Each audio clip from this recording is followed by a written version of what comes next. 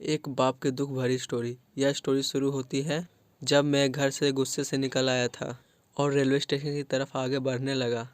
मैं मन ही मन कुछ बोल रहा था, पता नहीं कितने पैसे छुपा के रखे हैं, लेकिन मेरे लिए एक मोटरसाइकिल नहीं ले सकते।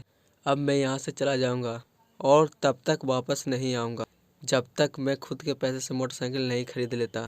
इतना सोच ही रहा था, तभी मेरे पैरों में मुझे कुछ चुभन का एहसास हुआ।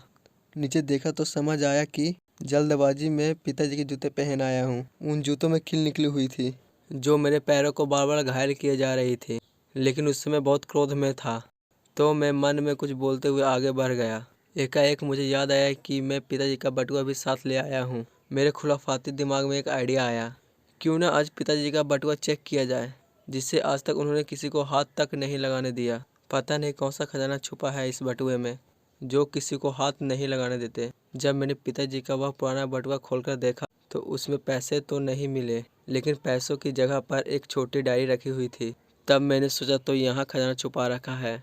मैं समझ रहा था कि यहाँ पिताजी ने लिखा होगा कि किस से कितने पैसे लेने हैं और किसको कितने पैसे दिए हैं, लेकिन मैं गलत था। जब मैंने उस छोटी सी डायरी का पहला पेज खोलकर देखा तो वहाँ पर जो लिखा था वह थोड़ा सीरियस कर देने वाला था। डायरी में जो लिखा था उसे पढ़ने के बाद मेरे चेहरे पर जो एक्सप्रेशन थे वह गायब हो चुके थे, क्योंकि डायरी में वैसा कुछ नहीं था जैसा मैं सोच रहा था। वहाँ पर उन पैसों का हिसाब लिखा हुआ था जो अलग अलग कामों के लिए अलग अलग लोगों से उधार लिए गए थे। कुछ यूँ लिखा था, 50,000 बेटे के लैपटॉप के लिए।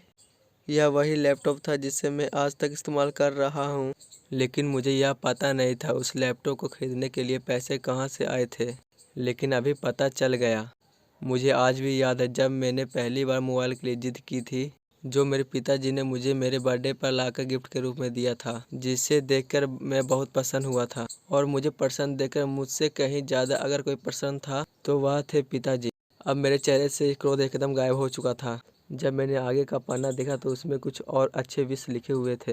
पहली जो विश थी उसमें लिखा हुआ था, अच्छे कपड़े पहनना। यह बात मेरी कुछ समझ नहीं आई। तभी मैं अचानक सड़क पर भरे हुए पानी पर जा पड़ा और तभी मुझे कुछ गीलापन होने का एहसास हुआ। जब मैंने अपने कपड़े उतार कर देखा तो उस कपड़े का हाल बहुत बुरा पड़ा हुआ था। यह देखकर मुझे डायरी में लिखी बात याद आ गई। तभी मुझे माता और पिताजी की कही बातें भी याद आ रही थी कि कैसे माता जब कहा करती थी पिताजी से, अब तो कपड़े पुराने हो गए, नए ले लीजिए, तो पिताजी अक्सर यह कहकर टाल दिया करते थे, कपड़े अभी और चलेंगे, अभी कुछ दिन पहले तो लिए थे। मुझे आज समझ आ रहा था कि कपड़े कितने दिन और चलेंगे। साथ ही साथ यह भी समझ आ रहा था कि पिताजी बटुए को क्यों छुपा कर रखते थे। तभी उस डायरी को पढ़ते हुए रेलवे स्टेशन पर सामने बेंच पर आकर बैठ गया। अब उस डायरी का आखिरी पन्ना बचा हुआ था। उस पन्ने को जब मैंने पलटकर देखा तो वहाँ कल की तारीख लिखी हुई थी। तारीख के नीचे लिखा हुआ था 60,000 रुपये मोटरसाइकिल के लिए। बस इतना पढ़ा और दिमाग सन्न रह गया। अब मेरे मन में कोई सिकवा गिला नहीं बचा था, बस मेरी आंखों से आंसू चले जा रहे थे। मुझे आज तक नहीं पता तब मैं क्यों रोए जा रहा था। अब मैं जल्दी से घर की तरफ दौड़ा, लेकिन जूते की वह कील पाँव में अब तक जख्म बनाने में कामयाब हो चुकी थी। मैंने जूते को रास्ते में ही निकाल कर फेंक दिया और भागते हुए घर जा पहुंचा, लेकिन पिताजी घर पे नहीं थे। मैं समझ गया वह कहाँ थे। मैं सीधा पास वाली मोटरसाइकिल शोरूम की तरफ भागा। मैं भागते हुए थक नहीं रहा था और वह भी बिना जूते के नंगे पाँव। जैसे तैसे मैं मोटरसाइकिल शोरूम पर पहुंचा। पिताजी वहीं थे और मेरी आंखों से आंसू रुकने का नाम ही नहीं ले रहे थे। पिताजी, मुझे मोटरसाइकिल नहीं चाहिए, आप अपने लिए जूते और कपड़े ले लीजिए। अब आज से मैं जो भी करूँगा अपनी मेहनत से अपने बलबूते पर करूँ। आशा करता हूँ आपको कहानी अच्छी लगी होगी। कहानी के बारे में अपनी राय कमेंट बॉक्स में अवश्य बताएं। साथ साथ हमारे चैनल को लाइक और सब्सक्राइब करना मत भूलिएगा। धन्यवाद।